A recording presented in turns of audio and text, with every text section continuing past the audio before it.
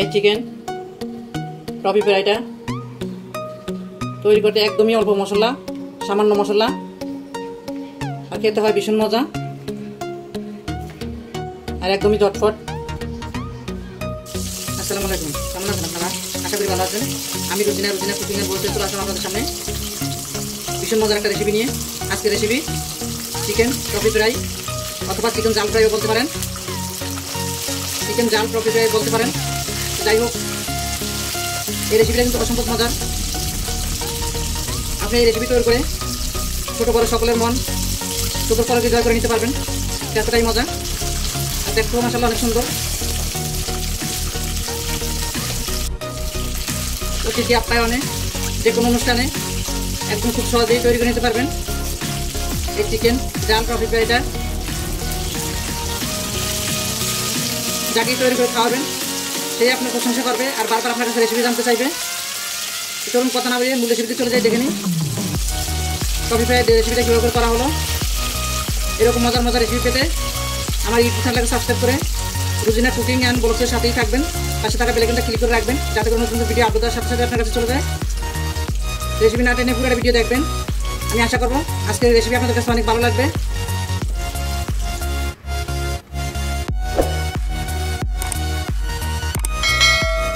একটা মিক্সিং বল নিয়ে নিছি, এখানে দিয়ে দিব আমি এখন হাফ কাপ ময়দা। প্রথমে হাফ কাপ দেওয়ার পরে আরও 1/4 কাপ দিয়ে দিব আমি এখানে। মোট কথা এখানে 1.5 কাপ ময়দা দেওয়া হয়েছে।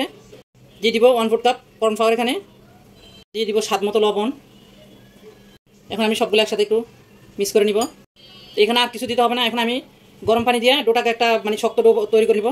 এখন আমি অল্প অল্প করে পানি দিব আর পানিটাকে আমি ময়দার সাথে মিক্স করে নিব। পানিটা কিন্তু গরম, হাত দিয়ে ধরা যাবে না। তো আমি প্রথমে চামচ দিয়ে এইভাবে মিক্স করে নিব।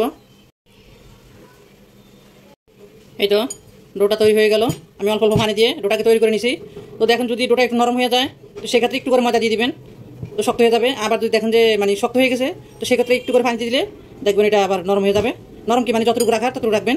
এই যে দেখেন এরকম একটা ডো হবে, একদম শক্তও না আবার একবার নরমও না। এই যে এরকম। এটা যখন আমি 10 মিনিট রেস্টে রাখবো তো এটা একদম সেট হয়ে যাবে। ডোটাকে আমি ঢাকা দিয়ে 10 মিনিটের জন্য একসাথে রেখে দিব। তো আজকাল আমার চিকেন টফি ফ্রাই যদি ভালো লেগে থাকে রেসিপিটা তো আমার ভিডিওতে লাইক দিয়ে দেবেন, শেয়ার দিয়ে দেবেন। এখানে নিয়ে নিছি আমি একটু করে চিকেন। এই আমি চিকেনগুলোকে এই যে এরকম সাইজ করে কেটে নিছি। এটা হাড় ছাড়া মাংস। তো আমি ধুয়ে ভালো করে পানিতে জড়াই নিছি। এখন আমি এখানে মশলাগুলো দিয়ে দিব। একটু করে সামান্য 1 চা চামচের 3 ভাগের 1 ভাগ ধনিয়ার গুঁড়া দিয়ে দিব। একটু করে জিরার গুঁড়া আপনারা বাদ দিতে পারেন, আমি দিয়ে দিলাম আমার ভালো লাগে সেজন্য। দিয়ে দিব 1 চিমটি পরিমাণে কালো গোলমরিচের গুঁড়া, আধা চা চামচ লাল মরিচের গুঁড়া। ডালটা আপনারা আপনাদের পছন্দ মতো দিবেন। দিয়ে দিব 1/2 চা চামচ রসুন বাটা, 1/2 চা চামচ আদা বাটা, 1 চা চামচ লেবুর রস। দিয়ে দিব আমি ডিমের কুসুমটা, সাদা অংশটা আমি আলাদা করে নিছি। এখন আমি কুসুমটা দিয়ে দিব এখানে। এই যে দিয়ে দিব স্বাদ মতো লবণ। এখন আমি সবগুলা হাত দিয়ে মিক্স করে নিব। দিয়ে দিব আমি মশলাটা মেখানোর পরে এখানে 1 টেবিল চামচ ময়দা। আমার হাতের কাছে কর্নফ্লাওয়ার নাই, আমি সেজন্য কর্নফ্লাওয়ার দিতে পারলাম না। এখানে কর্নফ্লাওয়ার দেওয়ার দরকার। তো যাই হোক, আপনাদের হাতের কাছে থাকলে আপনারা কর্নফ্লাওয়ার দিয়ে দেবেন এখানে। এখন নাই, আমি কী করবো, আমি ময়দাটা দিয়ে দিলাম, সমস্যা নেই। এখন আমি ময়দাটা আবার হাত দিয়ে মেখে নিব। এই তো মেখানো হয়ে গেল। এখন এটাকে আমি একসাথে রেখে দিব। এইদিকে আমি ডোটা নিয়ে নিছি। এখন আমি টফিগুলো বানিয়ে নিব। তো প্রথমে আমি একটা রুটি বানাবো। আমি এই ডোটাকে 2 ভাগ করবো, যেহেতু ডোটা বড়, ছোটো হলে 1 ভাগে হয়ে যাবে। এখন আমি 2 ভাগ করে প্রথমে 1 ভাগ বেলে নিব।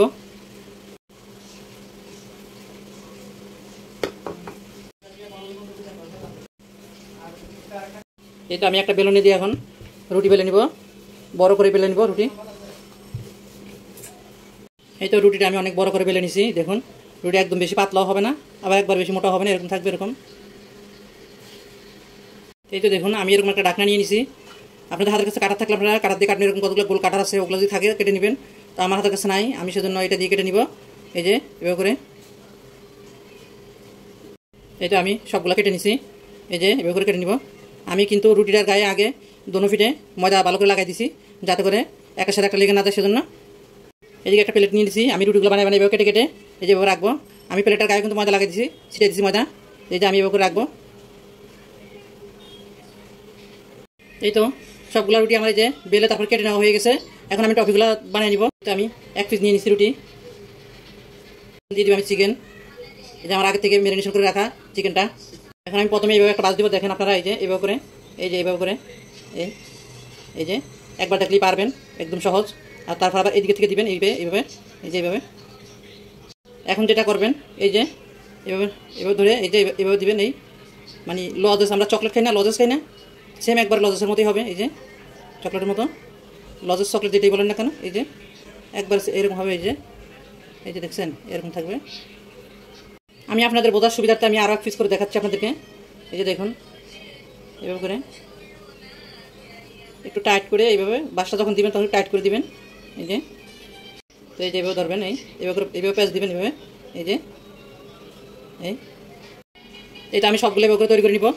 এই তো আমার টপিগুলো সব বানানো হয়ে গেছে।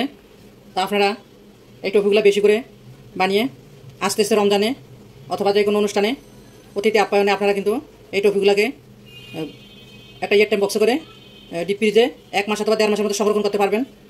রমজান মাসে বিশেষ করে রমজান শুরু হওয়ার আগে আপনারা এই টপিগুলোকে বেশি করে তৈরি করে টাইম বক্সে করে তারপরে ডিপ ফ্রিজে রেখে দিবেন।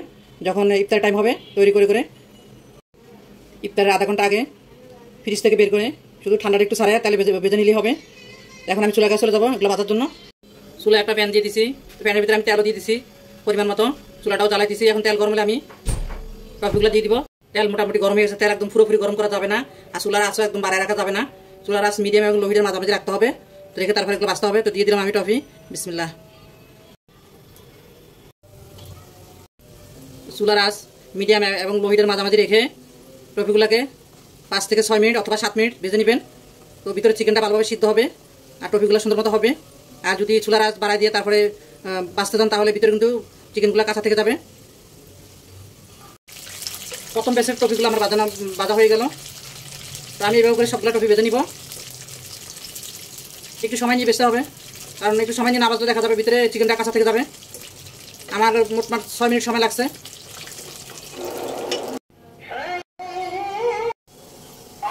দ্বিতীয় ব্যাচের টপিগুলো আমার ভেজে নেওয়া হয়ে গেল। তো কেমন লাগলো আজকে আমার এই সহজ এবং মজাদার চিকেন টফি ফ্রাই? যদি ভালো লাগে থাকে তো চ্যানেলটাকে সাবস্ক্রাইব করে দিবেন। যে সকল আপুরা ভাইয়েরা ইতিমধ্যে সাবস্ক্রাইব করে দিয়েছেন তাদেরকে অসংখ্য ধন্যবাদ। আর এতক্ষণ সময় দিয়ে রেসিপিটা দেখার জন্য অনেক অনেক ধন্যবাদ। রেসিপিটা আছে পর্যন্তই, দেখা হবে নতুন কোনো রেসিপি নিয়ে পরবর্তী ভিডিওতে। সে পর্যন্ত সবাই সুস্থ থাকবেন, ভালো থাকবেন। আল্লাহ হাফেজ।